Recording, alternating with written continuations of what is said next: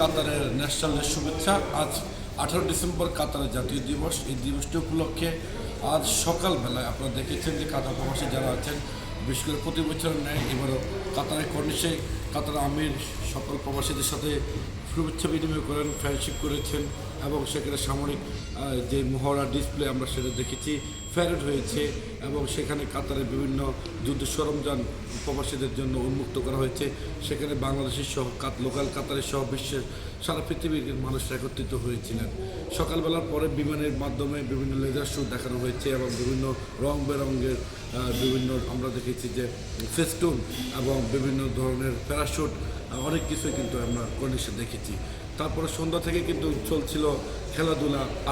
FIFA আরব বিশ্বকাপ, সেই বিশ্বকাপ লুসাইল স্টেডিয়ামে ছিল মরক্কন বনাম জর্দান। মরক্কান বনাম জর্দান 3-2 গোলে জর্দান এগিয়ে ফিফা আরব কাপ উইন হয়েছেন।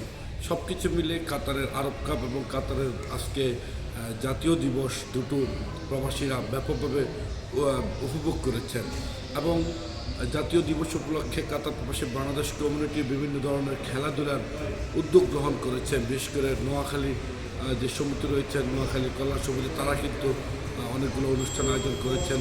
হারেদ চৌধুরী ফাউন্ডেশন অনেক ধরনের অনুষ্ঠান আয়োজন করেছেন। খেলাধুলা আজকের দিনে খেলাধুলা এবং বিনোদন উৎসব সব মিলে আনন্দে মেতেছেন কাতার প্রবাসীরা এবং ফিফা আরব কাপের খেলার ফাইনালও মেতেছেন আজকে 84,000 দর্শক লুসাইল স্টেডিয়ামে।